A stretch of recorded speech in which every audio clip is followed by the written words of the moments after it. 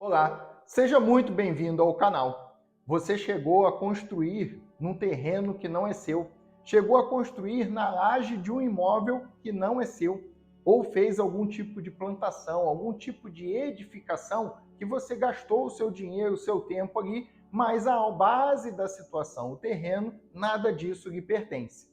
Se você está nessa situação, é importante que você assista esse vídeo até o final, porque eu vou te passar orientações que você pode buscar o seu direito ou verificar se você tomou prejuízo.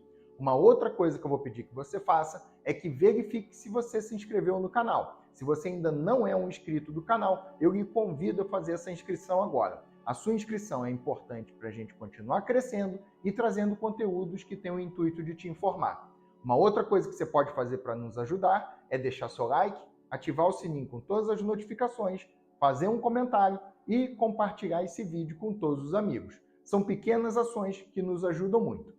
Se você fez essas ações, muito obrigado pela sua participação. Olá, seja muito bem-vindo ao canal. Me chamo Leonardo Martinelli, sou advogado e você está assistindo o canal Explicando o Direito.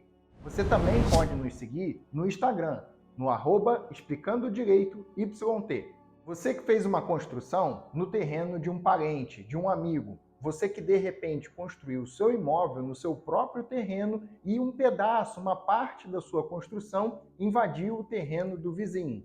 Você que de repente construiu em cima da casa do sogro, da sogra ou de algum outro parente, como que fica a propriedade dessa construção caso amanhã no futuro você seja indagado de você ter invadido o terreno de outro, ou se de repente aquela situação que você gastou dinheiro para erguer deixou de existir por causa de um divórcio, deixou de existir por causa de um inventário, porque o sogro ou a sogra faleceram. Como que você fica nesse caso para ter o seu bem garantido e não ficar somente no prejuízo? Essa situação ela é definida no artigo 1255 do Código Civil. Existem outros artigos em volta do 1255 que dão mais regras a essa questão.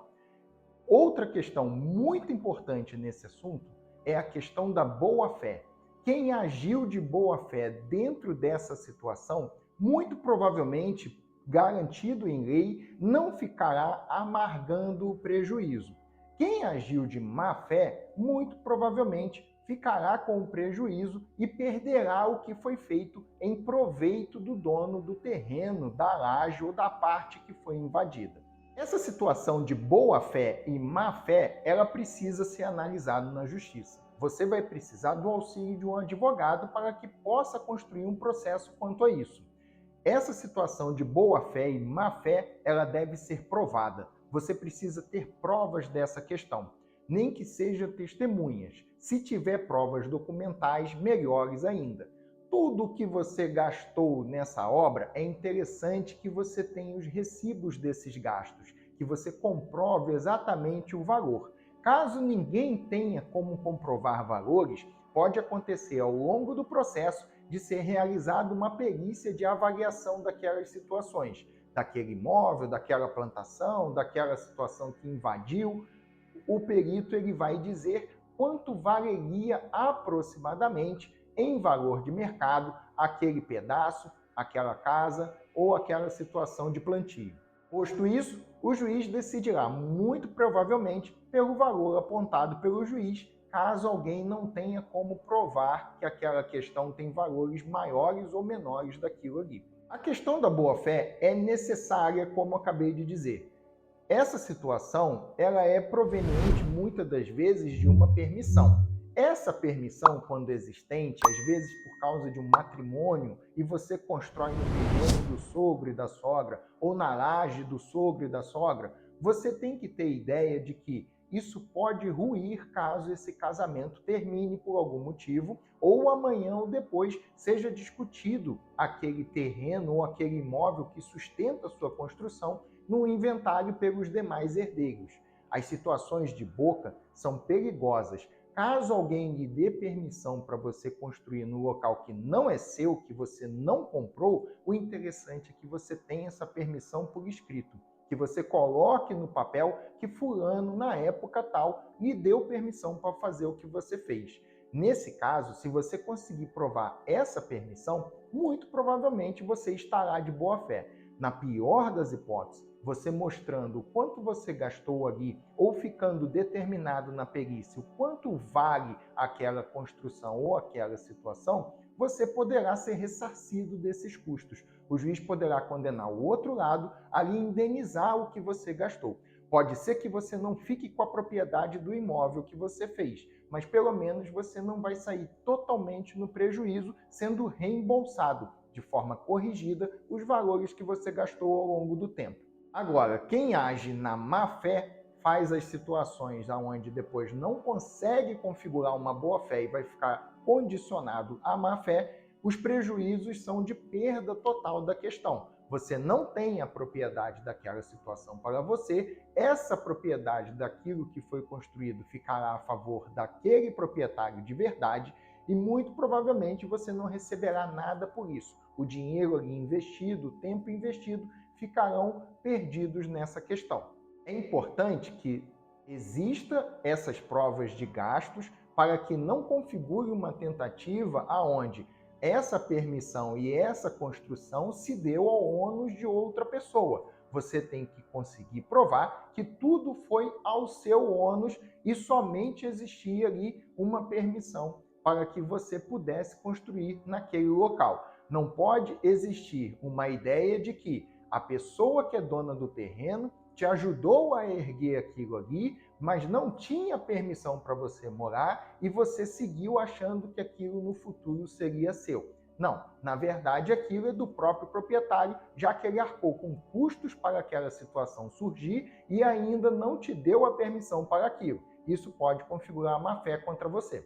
No caso de você construir de boa fé e aquela construção ou o valor daquilo que você promoveu, plantou, cultivou naquele terreno, naquele solo, ou que você construiu naquela laje, for de valor superior ao terreno ou à base que você está sobre aquilo ali, com a sua construção, com aquele bem que você produziu, de forma considerável, é um valor muito mais alto do que o que está no terreno, por exemplo. Não é pouca diferença.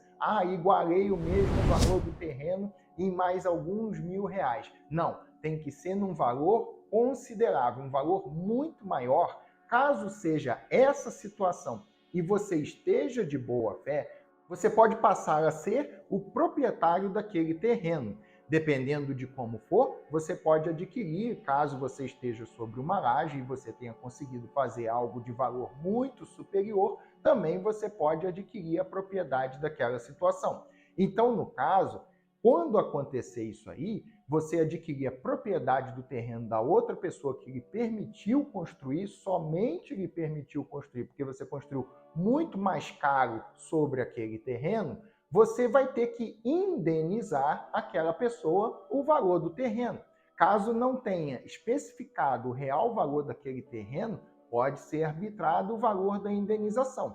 Você passa a ser dono da base do que você construiu em cima, porque o que você construiu é de muito valor. Mas você vai ter que indenizar aquela pessoa para aquela pessoa não perder o bem só porque você construiu, sendo que ela autorizou a você fazer aquela construção. Então você tem que indenizar ela para isso. Essa situação só vai acontecer se ficar configurado que você estava agindo de boa fé juntamente com a outra pessoa e nada mais justo do que você indenizar, reembolsar o imóvel que você bem ou mal adquiriu e hoje tem uma construção de muito mais valor.